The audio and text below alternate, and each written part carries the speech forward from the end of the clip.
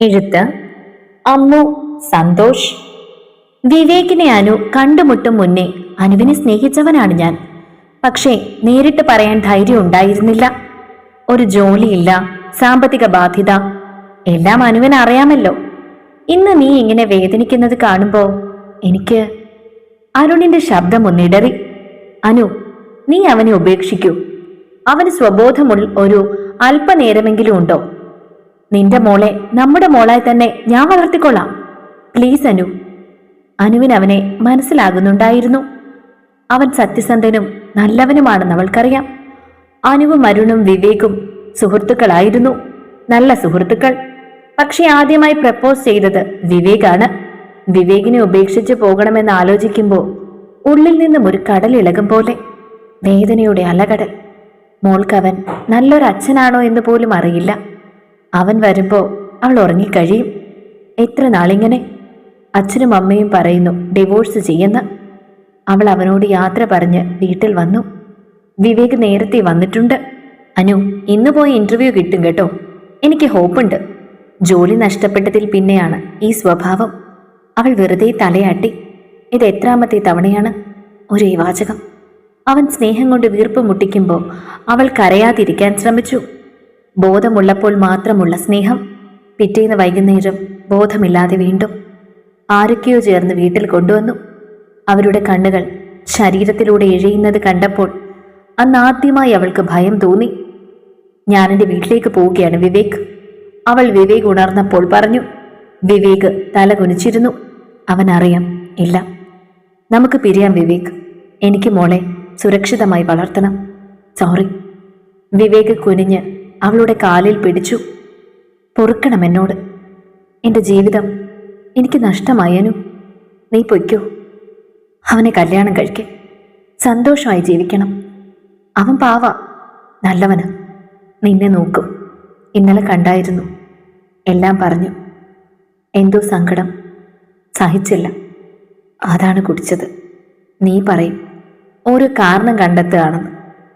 അല്ല മോളെ, കാരണം മുന്നിലേക്ക് വരികയാണ്. തോറ്റുപോയി വിവേക്, മോള് പൊയ്ക്കോ. അനു ഞെട്ടി അകന്നു മാറി. പിന്നെ മോളെ എടുത്തു, തോളിലിട്ട് ബാഗ് എടുത്ത് വാതിൽ കടന്നുപോയി. വിവേകിന് ബോധം കെടും വരെ കുടിച്ചിട്ടും അവളെ മറക്കാൻ സാധിച്ചില്ല. മരിച്ചാലോ എന്ന് ചിന്തിച്ചപ്പോൾ അതും അവളെ വേദനിപ്പിക്കുമല്ലോ എന്ന് അവനോർത്തു. അച്ഛാ, എന്നെ ഏതെങ്കിലും ഹോസ്പിറ്റലിൽ കൊണ്ടുപോകുമോ? വിവേക് അവൻ്റെ അച്ഛൻ്റെ മുന്നിൽ ചെന്നു. അച്ഛൻ നിറകണ്ണുകളോട് അവനെ ചേർത്ത് പിടിച്ചു.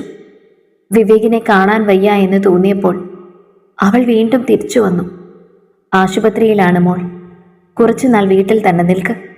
അവിടെ അച്ഛനുണ്ട് മോളെ, വിവേകിൻ്റെ അമ്മ സ്നേഹത്തോടെ പറഞ്ഞു. അവൾ സ്വന്തം വീട്ടിലേക്ക് പോയില്ല. അവിടെ നിന്നു അമ്മയ്ക്ക് കൂട്ടായിട്ട്.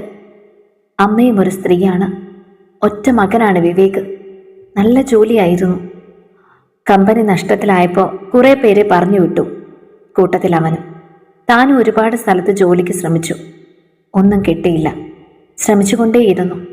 അവൾ എന്ത് ചെയ്യുമിനി എന്ന് ആലോചിച്ച് നോക്കി. അച്ഛനും അമ്മയും വക്കീലിനെ കണ്ട് എല്ലാം ഏർപ്പാട് ചെയ്തു കഴിഞ്ഞു. വിവേക് വരുമ്പോൾ ഒരു ഒപ്പിടുകയേ വേണ്ടു. അവൾ കല്യാണം കഴിഞ്ഞ നാളുകൾ ആലോചിച്ചു. അവൻ കൊടുത്ത സ്നേഹം, അവൻ്റെ ചിരി. അവൻ ചിരിക്കാതായത് ജോലി നഷ്ടമായതിനു ശേഷമാണ്.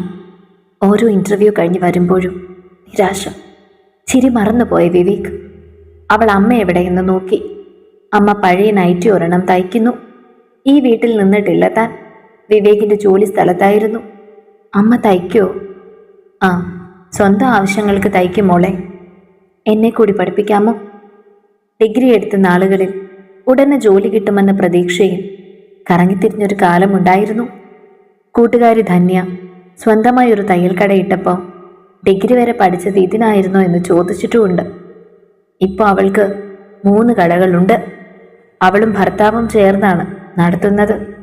ആരുടെയും കീഴിലല്ല താനും. ആ ഓർമ്മയായിരുന്നു അനുവിൻ്റെ ഊർജം. അവളത് വേഗം പഠിച്ചെടുത്തു. അമ്മ നന്നായി തയ്ക്കും. അയൽപ്പക്കത്തെ സ്ത്രീകളുടെ തുണിത്തരങ്ങൾ കിട്ടിത്തുടങ്ങി.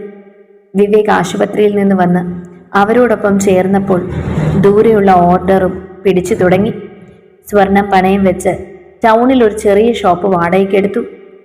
അമ്മയും അവളും ഇരുന്നു. ഓർഡർ എടുത്തുകൊണ്ട് കൊടുക്കുന്നത് വിവേക്. അവനും രാവെന്നില്ലാതെ പകലെന്നില്ലാതെ അധ്വാനിച്ചു. ഒരു ദിവസത്തിന്റെ മുക്കാലും അവിടെ തന്നെ. അമ്മയ്ക്ക് സന്തോഷം, അച്ഛന് സന്തോഷം, അവൾക്കും വിവേകിനും സന്തോഷം. ജീവിതം ഒരു കരയ്ക്കടുക്കുകയാണ്. നേരത്തെ എന്തുകൊണ്ട് തോന്നിയില്ല എന്ന് അവൾ വിവേകിനോട് ഇടയ്ക്ക് ചോദിച്ചു പോകും. ജീവിതം കയ്യിൽ നിന്ന് പോകുമ്പോൾ മാത്രമാണ് മനുഷ്യൻ എന്തും ചെയ്തു പോകുന്നത്.